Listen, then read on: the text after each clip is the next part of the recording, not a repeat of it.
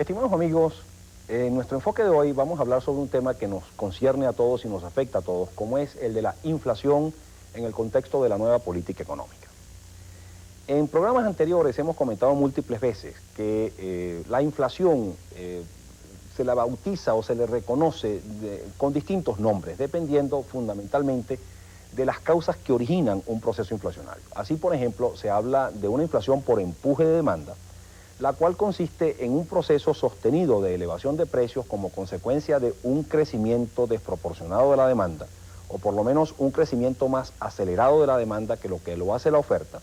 lo cual genera situaciones de desabastecimiento, de escasez de productos y de servicios que se pueden adquirir en el mercado y que se traduce esto en una presión alcista de los precios, es decir, en una inflación por empuje de esa demanda. Sin embargo, existe otro tipo de inflación como es la inflación por presión de costos, que es aquella que se produce como consecuencia de la elevación de los costos de producción, que hace que los empresarios o entes de producción transfieran esos mayores costos a los precios de sus productos y consecuentemente se produce un proceso de tipo inflacionario. Este último proceso inflacionario, es decir, la inflación por presión de costos, es la que vamos a ver materializada particularmente o principalmente en Venezuela durante el año 1989, entre otras razones porque los costos de producción van a aumentar en una forma sustancial debido a una serie de decisiones o de medidas que se han tomado con la finalidad de corregir el déficit del sector público, el déficit o la brecha, digámoslo así, de las finanzas públicas que están presentes en la economía. En efecto, y esto lo analizábamos en un programa anterior, va a haber una elevación o con la finalidad de elevar los ingresos del sector público, se van a tomar una serie de medidas que se van a su vez a traducir en mayores costos de producción. Así, por ejemplo, se van a elevar las tarifas de los servicios públicos, se va a encarecer los servicios de agua, electricidad, teléfonos, etcétera. Van también a elevarse los aranceles que se cobran por las importaciones y se van a tratar de eliminar las exoneraciones y exenciones, y ello obviamente significa un encarecimiento en los productos importados. Va a subir el costo del transporte por el aumento del precio de la gasolina, van a aumentar también los fertilizantes y otros productos que producen empresas del Estado, y finalmente se va a producir un aumento en los productos o en los bienes, materias primas y bienes finales que se importan, que se compran en el exterior, producto de una devaluación que se va a operar del bolívar debido a la decisión de la unificación cambiaria y que traerá inevitablemente un ajuste del tipo de cambio, es decir, el encarecimiento de los bienes de origen externo. Todo este incremento de costos de producción, a su vez, obviamente están complementados por un aumento general de sueldos y salarios que se va a producir. El presidente de la República inclusive anunció el aumento de sueldos y salarios de los empleados públicos y de las Fuerzas Armadas, y se ha estado pues en negociaciones entre la CTV y Fede Cámaras para coordinar una elevación en los sueldos y salarios del sector privado, lo cual también va a implicar mayores costos de producción que se van a sumar a aquellos primeros ya mencionados, y que todo ello se va a traducir en una presión alcista en los precios. A todos estos componentes se aúna un nuevo factor que, digamos, se refiere a una decisión más reciente, una polémica reciente, que es el concerniente al reconocimiento de las cartas de crédito vencidas, lo cual consiste simplemente en que parte de las importaciones que se realizaron durante 1988 se hicieron en base pues a cartas de crédito, con la apertura de cartas de crédito. Se importó en 1988, pero no se van a cancelar esas importaciones sino en 1989. Y los que importaron en 1988 recibieron la promesa o el compromiso del Estado de respetarse el tipo de cambio al que estaban realizando esas importaciones a 14.50 o incluso en algunos casos específicos a 7.50. Debido a que el tipo de cambio se va a devaluar y posiblemente el tipo de cambio pudiera ubicarse por encima de los 30 bolívares, el tipo de cambio único y fluctuante pudiera ubicarse por encima de los 30 bolívares, si el gobierno le reconoce a los importadores que realizaron compras en el exterior durante 1988, le respeta esa promesa de venderle dólares a 14.50 o a 7.50, ello obviamente implicará una pérdida cambiaria para el Banco Central que se traducirá en una reducción de ingresos del sector público, y esto hará ensanchar el déficit digamos, a agravar el problema de déficit del sector público. Se calcula que, por ejemplo, lo que perdería o lo que implicaría en reducción de ingresos del sector público por pérdidas cambiarias del Banco Central, inclusive podría superar los 100.000 millones de bolívares y por lo tanto sería prácticamente imposible lograr el objetivo de reducir el déficit del sector público a aproximadamente un 3 o un 3,5% del valor del Producto Interno Bruto. Esto obviamente implicará para aquellas personas que importaron a 14.50 previendo que le iban a vender sus dólares a 14.50 y que de pronto les dicen no va a haber reconocimiento de esa promesa de 14.50, sino que usted va a tener que adquirir esos dólares para pagar su deuda en el exterior al dólar libre, obviamente implicará una pérdida e implicará una elevación en los costos de producción de esas personas afectadas, de esos importadores afectados, y ello se sumará a los factores ya mencionados para elevar aún más los precios y generar una mayor inflación por presión de costos. Vamos a cumplir unos compromisos al regreso, vamos a hablar un poco más sobre las implicaciones de este no reconocimiento o no reconocimiento parcial de las cartas de crédito, qué implicará ello, qué efectos generales tendrá sobre el resto de la actividad económica y particularmente el efecto inflacionario y el efecto sobre el tipo de cambio que esta decisión pudiera tener.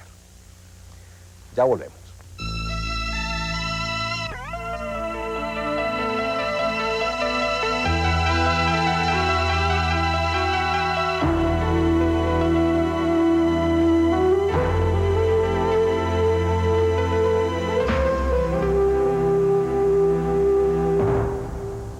El no reconocimiento de las cartas de crédito o no reconocimiento parcial de las cartas de crédito traerá como consecuencia que muchos importadores tendrán que acudir al mercado a adquirir divisas al tipo de cambio libre o al tipo de cambio único existente para pagar sus compromisos correspondientes a 1988. Esto obviamente implicará en primer término un mayor costo de producción, como ya mencionábamos en la sección anterior, pero también va a implicar muy probablemente un incremento sustancial de la demanda de divisas, lo cual se tenderá a traducir en una elevación en el precio de la divisa y consecuentemente en una devaluación del bolívar. Esta devaluación del bolívar traerá como consecuencia, obviamente, una generalización en el aumento de los costos de producción de todas las personas que sigan realizando compras en el exterior durante el año 1989 y que ello inclusive tienda, por lo tanto, a agravar la presión inflacionaria que por el encarecimiento de las materias primas, los bienes intermedios y los bienes finales que se adquieren en el exterior se producirá durante el presente año. Ahora bien, esta situación a su vez puede reflejarse en otro componente inflacionario que es el que se denomina la fijación de precios por costos de reposición. Esto vale la pena quizás analizarlo en una forma muy concisa y muy breve. Mucha gente piensa que un empresario que, por ejemplo, pudo importar materia prima durante el año 1988, por ejemplo, a 14.50, que acumuló su inventario o que tiene esa materia prima acumulada en forma de inventarios, la tiene allí en el inventario y la utiliza para llevar a cabo una producción en el presente año, debe establecer el precio de ese producto final que produjo con la utilización de la materia prima adquirida a 14.50, precisamente tomando en consideración ese costo de producción, el costo de producción de 14.50. Sin embargo, esta es digamos, un criterio rebatido por muchos economistas o por el criterio administrativo de la empresa, que es el criterio de la fijación de precios por costo de reposición, ya que si a ese empresario le va a costar mucho más volver a adquirir nuevamente la materia prima en el exterior porque la moneda se ha devaluado, ese empresario deberá, por lo tanto, elevar el precio de los productos, de los productos que hoy está produciendo con la materia prima que adquirió a 14.50, para así obtener una mayor cantidad de bolívares que va a necesitar para adquirir los mismos dólares que le seguirá costando la materia prima, pero ahora a un mayor costo. Eso es lo que se denomina la fijación de precios por costo de reposición, en la que se establece el precio de los productos no tanto en base a lo que costó, al costo en que se incurrió para adquirir la materia prima que se está utilizando en el momento actual, sino cuánto costará reponer esa materia prima en el futuro para continuar realizando esquemas de producción. Obviamente, en la medida en que haya una devaluación y que esa devaluación inclusive se intensifique como producto de esa mayor demanda que el no reconocimiento de parte de las cartas de crédito va a generar en el hoy mercado libre y ulteriormente, una vez que se unifique el cambio, en el mercado cambiario, se va a traducir también en presiones alcistas en los precios, no solamente por el encarecimiento de esa materia prima del pasado, sino también por cuánto más va a costar reponer esa materia prima en el futuro. Y esto es, digamos, un primer efecto importante que tenemos que medir como un efecto inflacionario adicional que pudiera presentarse o que muy probablemente se presentará en el año 1989. De ahí entonces que sea necesario, más que nunca, captar recursos en el exterior, asegurarse una asistencia financiera importante en el exterior a través de empréstitos que procedan de organismos multilaterales como el Fondo Monetario Internacional y el Banco Mundial, que ya también los analizábamos en programas anteriores, así como que se mantengan las líneas de crédito por parte de los bancos internacionales, e inclusive yo sugeriría que debería explorarse la posibilidad de que los bancos acreedores internacionales tendieran a financiar parte de esas cartas de crédito que no serán reconocidas a 1450, es decir, que los bancos internacionales hicieran préstamos a esos importadores a quienes no se les reconocieron sus importaciones a 1450 para que ellos puedan disponer de divisas, que después puedan pagar esas divisas en un plazo mucho más largo y que por lo tanto puedan distribuir su pérdida en varios ejercicios y no concentrar esa pérdida y por lo tanto sufrir esa elevación de costos tan solo en el año 1989. Esto sería por demás beneficioso porque ello reduciría la presión alcista en los precios por la vía de este nuevo aumento en los costos de producción. Hay otro factor también que es importante comentar sobre, digamos, como un factor coadyuvante posible a la materialización de una mayor inflación en Venezuela. Y es la situación, quizás esto suena muy técnico, pero lo vamos a explicar inmediatamente, una situación de esquemas de producción oligopólicos que existen en Venezuela. La palabra oligopolio procede del griego y significa que en un mercado existen pocos productores.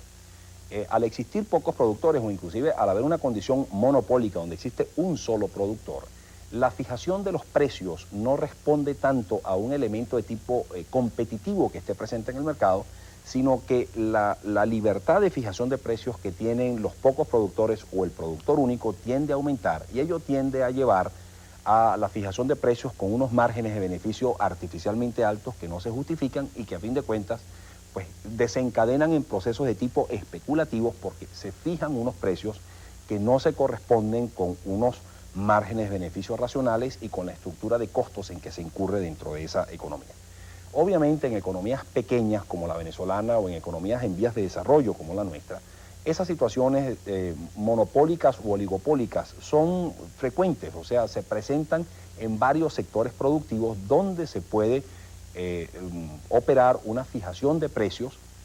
desproporcionadamente alta o fijaciones de precios con márgenes de beneficio artificialmente altos que son obviamente inconvenientes porque generan una presión inflacionaria mayor a la que inicialmente es lógico esperar que se presente. En estos casos es necesario que las autoridades, a través, por ejemplo, del Ministerio de Fomento, tomen cartas en el asunto tratando de concertar con esos pocos productores de esos diferentes sectores el que se fijen unos precios o el que los precios de sus sectores evolucionen de una manera más racional, tratando de evitar un desbocamiento de esos precios que se traduzcan en presiones inflacionarias indeseables. Obviamente en aquellos otros sectores donde sí existe una competencia abierta y donde cada productor en el momento de fijar su precio tiene que medir muy bien cuál es la capacidad competitiva, porque si se excede en la fijación de su precio va a perder mercado, va a salir perjudicado porque su competidor va a ganarle parte del mercado a este. En ese caso no habrán mayores inconvenientes porque a pesar de que haya una liberación de precios, esos precios no se van a disparar, no va a haber ese elemento especulativo o esa fijación de márgenes de beneficio artificialmente altos que pudieran suceder en estos otros sectores oligopólicos tradicionales que existen en nuestra economía. Un factor, digamos, también adicional y de bastante importancia que está hoy presente en el mercado son los ajustes de salarios. Obviamente los líderes sindicales aducen que la elevación de los precios como consecuencia de estos mayores costos de producción van a implicar una pérdida de poder adquisitivo de los trabajadores. El poder adquisitivo del salario de los trabajadores va a verse disminuido como consecuencia de aquel incremento de precios debido a los mayores costos de producción y ello hay que tratar de eliminarlo o tratar de paliarlo a través de una elevación por decreto o por ley de los sueldos y salarios que perciben estos trabajadores. Esto, nadie niega la justicia de esta aspiración de la elevación de los sueldos y salarios, pero si bien la misma es inminente, de inminente producción, yo creo que hay que llamar la atención acerca de la inconveniencia de que caigamos en Venezuela en el futuro inmediato en un proceso de indización de salarios donde automáticamente los sueldos y los salarios, las remuneraciones de todos los trabajadores se ajustan automáticamente por la presión de precios. Y si la inflación aumenta, pues automáticamente se corrigen los sueldos y salarios con la finalidad de impedir que esos sueldos y salarios o que el poder adquisitivo de los mismos se deteriore. Esto es algo que hay que evitarlo sobremanera en Venezuela, no solamente la indización de los sueldos y salarios, sino la indización general de una serie de variables dentro de la economía, porque lo que nos dicen los economistas de países, digamos, con alta inflación, como Brasil, Argentina y otras economías latinoamericanas que han caído en procesos hiperinflacionarios, de inflaciones desbocadas e incontenibles, es nunca caigan en el error de indizar la economía, porque esa es la condenatoria final para caer en un proceso hiperinflacionario y autosostenido del cual nunca van a poder salir. ¿Por qué dicen ellos esto? Bueno, eso sucede simplemente porque cuando se indizan una serie de variables, una serie de elementos de costos de producción, pues automáticamente lo que se hace es asegurar un proceso autosostenido y autopotenciado inclusive de inflación, porque en la medida en que la inflación del periodo inmediatamente anterior, del mes anterior o del trimestre anterior se aceleró, aumentó, pues en esa misma medida, en este trimestre, entonces se aumentarán los sueldos, se aumentarán las tasas de interés, se aumentará el tipo de cambio, se aumentarán una serie de variables en una proporción equivalente a lo que aumentó la inflación en el pasado, y ello automáticamente implicará un nuevo elemento de aumento de costos de producción que se traducirá en una mayor presión inflacionaria en este trimestre y así sucesivamente. Hay otro componente por demás importante que hay que analizar con estos procesos de ajustes o de indización, particularmente de la indización salarial en las economías, que es el florecimiento de lo que se denomina la economía informal, pero el florecimiento de una economía informal negativa, simplemente porque en el momento en que surgen estos procesos de ajustes automáticos de sueldos y salarios, muchas empresas, particularmente las pequeñas y medianas, se reúnen con sus obreros y le dicen: miren, señores, de acuerdo a la ley, de acuerdo a este decreto, de acuerdo a este convenimiento de ajuste automático de los salarios, ustedes deberían recibir un mayor salario, pero yo como empresario no puedo aumentárselos simplemente, y por lo tanto tenemos que ir a una situación de economía informal. Si ustedes no están, si ustedes no aceptan los niveles de salarios que actualmente yo les puedo pagar, pues simplemente los tengo que despedir. Si ustedes no quieren ser despedidos, tenemos entonces que adaptarnos a una situación de menores salarios, de menores ajustes de salarios, y así empiezan a salir, digámoslo así, de la masa poblacional que se beneficia de esos ajustes de salarios indizados, un grupo de personas exorbitantemente altos que hacen entonces que, si bien aquellos que siguen sus salarios indizados, en cierto modo neutralizan el efecto inflacionario porque no sienten la inflación, no sienten una reducción de su poder adquisitivo, aquella enorme masa de población cada vez mayor que no se beneficia de esos ajustes automáticos de salarios, sienten esa inflación cada vez mayor, esa inflación inercial sobre sus hombros, y por lo tanto se perjudican en una forma directa y contundente, haciendo pues que se genere un proceso degenerativo y un proceso de aniquilación del poder adquisitivo de una enorme masa poblacional. Vamos a cumplir unos compromisos comerciales. Al regreso vamos a ver, digamos, algunas medidas que se pudieran tomar o algunas recomendaciones que se pudieran dar al gobierno para tratar de impedir que la inflación efectivamente se desboque o sea superior a los niveles que realmente esta debe tener en nuestra economía, no solamente en el año 1989, sino en los años sucesivos. Ya regresamos.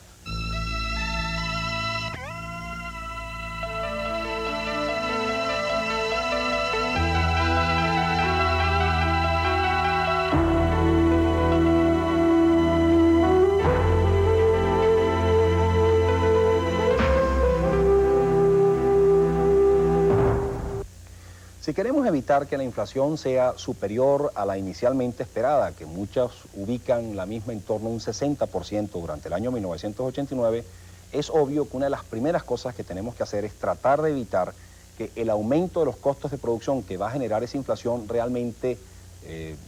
se desborden o sean mayores a los inicialmente planificados. Igualmente es necesario En segundo término, tratar de evitar que comiencen a surgir procesos de aumentos de demanda desproporcionados. Por ejemplo, aumentos de demanda debido a compras nerviosas del público que se ve estimulado a comprar productos para tratar de protegerse contra la inflación. Hay que comprar cualquier cosa antes de que aumente de precio por la inflación, porque esos desbocamientos de demanda, esas compras nerviosas y generalizadas que ya se han presentado en nuestra economía en el pasado, no hacen otra cosa que acelerar aún más el proceso de inflación, porque aceleran aún más el proceso de elevación de precios de los bienes y de los servicios, incluso sin que ello haya venido acompañado por un incremento previo en los costos de producción en que se incurrió para llevar a cabo la producción de estos. Para tratar de evitar que esas compras nerviosas o esos disparamientos de demanda se produzcan en nuestra economía, es necesario a su vez pues tratar de impedir que esa demanda se pueda producir a través de una restricción en la disponibilidad de dinero, en la disponibilidad de bolívares con que cuentan los consumidores para realizar las mismas, o a través del encarecimiento de los bolívares, a través del encarecimiento del crédito, de tal forma que ese aumento en el precio del financiamiento realmente lleve a pensar dos veces a un venezolano antes de comenzar a pedir prestado para realizar cualquier compra nerviosa, y por lo tanto de esa forma se desestimule ese exceso de demanda. Esto es absolutamente fundamental y de allí viene la enorme importancia que tiene la fijación de tasas de interés realistas y cónsonas con esa inflación esperada, ya que si el público prevé que los precios van a aumentar en un 60% y ellos pueden adquirir, como ya lo mencionábamos en un programa anterior, un crédito tan solo a un 30, a un 25, a un 35%, pues resulta un buen negocio pedir prestado, aunque sea esos altos intereses, porque con ello se va a poder comprar una cosa que va a aumentar de valor en una proporción sustancialmente mayor. Por lo tanto, incurriendo en un costo relativamente pequeño, puedo beneficiarme del aumento del precio a través del aumento del precio de un producto o de un servicio que se puede adquirir con el mismo. De ahí entonces la importancia no solamente de que se establezcan estas tasas de interés en niveles racionales, sino que también exista una disciplina en el ámbito monetario y fiscal, porque a través de la disciplina del gasto y a través de la limitación en las posibilidades de otorgamiento de crédito por parte de los bancos a los consumidores, es que también se limitan la magnitud o la disponibilidad de medios de pago, la magnitud o disponibilidad de bolívares en poder del público para realizar compras, y de esa forma también se limitan esos gastos de demanda. Esto es absolutamente esencial lograrlo. Y no va a ser nada fácil lograrlo, entre otras cosas porque al haber aquel aumento en los costos de producción tan tremendo, va a haber también un aumento en los requerimientos de financiamiento de las empresas. Las empresas van a necesitar un mayor capital de trabajo y por lo tanto van a acudir a demandar una mayor cantidad de créditos al sistema bancario, y por lo tanto hay que saber lograr ese balance entre lo que es el crédito realmente necesario por el aparato productivo y saberlo distinguir de aquel crédito típicamente especulativo, ese crédito para realizar esa compra nerviosa que ya nos referíamos, y de esa forma tratar de evitar que una disponibilidad de crédito mayor a la deseable realmente permita la materialización de esas compras nerviosas que a su vez se traducen en mayores presiones inflacionarias. Ahora bien, hay que ver un poco más allá. Sabemos que el año 1989 va a ser un año de alta inflación, se espera una inflación del 60%, quizás esa inflación pudiera ser sustancialmente mayor si no se dan una serie de condiciones y de equilibrios naturales y normales que deben darse en la política económica. Pero ¿qué se espera un poco más allá? ¿Qué se espera a partir del año 1990?